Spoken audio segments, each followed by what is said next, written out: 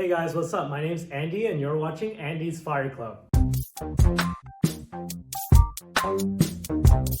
So today we're talking about a concept called assets versus liabilities. Now, I know you're gonna say, Andy, I know what an asset is and I know what a liability is. why do I need to tell you? Well, I think there are actually two definitions of what an asset and what a liability is, and I want to illustrate the difference. So to start off, I think the definition that everyone is familiar with when it comes to assets and liabilities is the accounting definition. So the accounting definition just basically says that if something is worth money, then it's an asset. And if you have any debts, or if you owe some money, or you have a loan, something like that, that's a liability. I think that definition, it works for accounting purposes, but it doesn't go quite enough. So the definition that I actually want you to keep in mind is the definition from Robert Kiyosaki's Rich Dad, Poor Dad. Now, Robert Kiyosaki, he's an entrepreneur and he wrote this book a long time ago called Rich Dad, Poor Dad. And in it, he redefines what exactly is meant by an asset and liability. So Robert Kiyosaki says that an asset is anything that puts money into your pocket, and a liability is anything that takes money out of your pocket. So that's a very simple definition that I think everyone can sort of wrap their heads around, but it's not immediately clear as to why we should define assets and liabilities this way and how it differs from the accounting definition. So let me just give you some examples. So for example, under Kiyosaki's definition, and in this case under the accounting definition, under both definitions, let's say stocks. Stocks will be an asset.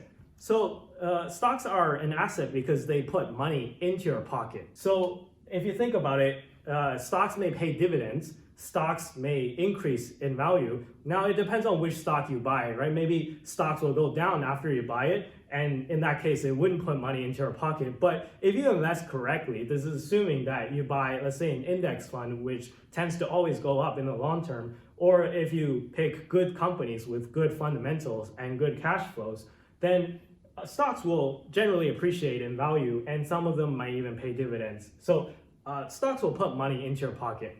And same thing with real estate. So real estate, let's say you buy a house and you rent it out. That rent income will put money into your pocket. And even if you buy a house and you live in it, well, then that house might appreciate in value. So that will also put money into your pocket. Let's say you buy a house, you wait 10 years, and the price goes up by $200,000. Well, then that puts money into your pocket. And another thing is, of course, if you run a personal business, if you're an entrepreneur, anything like that, anything that generates you cash flows. So that one is pretty self-explanatory.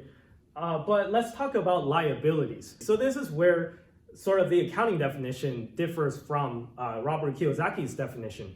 So under Kiyosaki's definition, a car or something like a boat is actually a liability. Because if you think you can, yeah, sure, you can sell the boat and get cash from it if you have a boat, but a boat actually will depreciate in value. And same thing with the car, and it'll actually take money out of your pocket. So if you think of the case with, let's say, a car, then you're gonna have to put gas in the car, you're gonna have to maintain it if something breaks, you're gonna have to change oil from time to time, you're gonna have to put money into insurance, you're gonna have to spend a lot of money to maintain having that car and make it be in working order. So you're actually continually dumping money into your car. So it takes money out of your pocket. So although a car is an asset under the accounting principles, under Robert Kiyosaki's version of what an asset and what a liability is, a car is actually a liability. And right now I want to tell you guys a little story. So I was talking to my dad one day, and he was telling me how because he lives in the countryside and his house is close to a lake, he wants to buy a boat.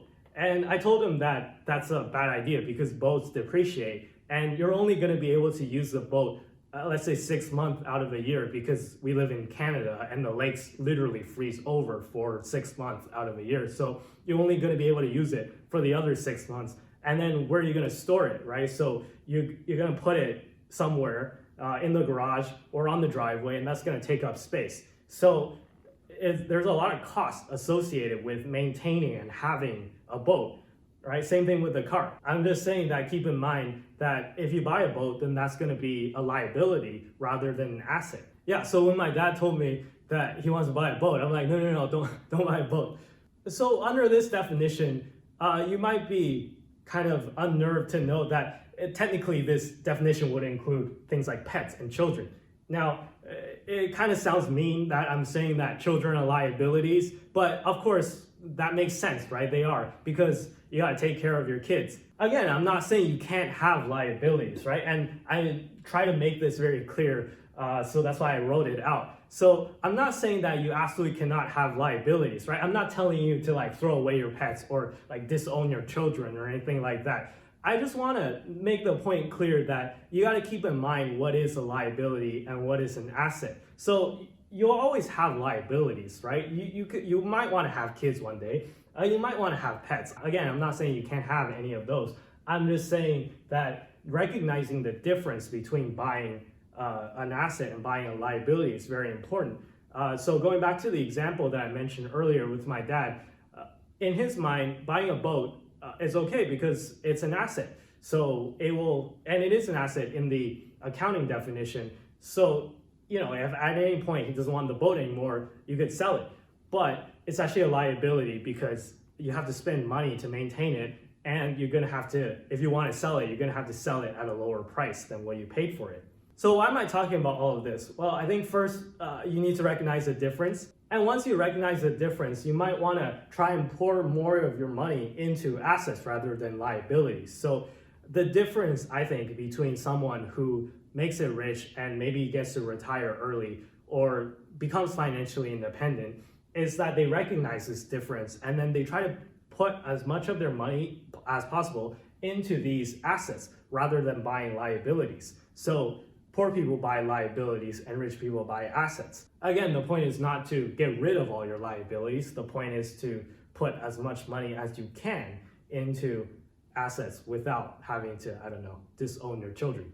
So yeah, that's kind of all I wanted to talk about today. I hope you've enjoyed this video. Give it a thumbs up if you enjoyed it. It really helps out with the YouTube algorithm. And as always, be sure to follow me on Twitter and Instagram.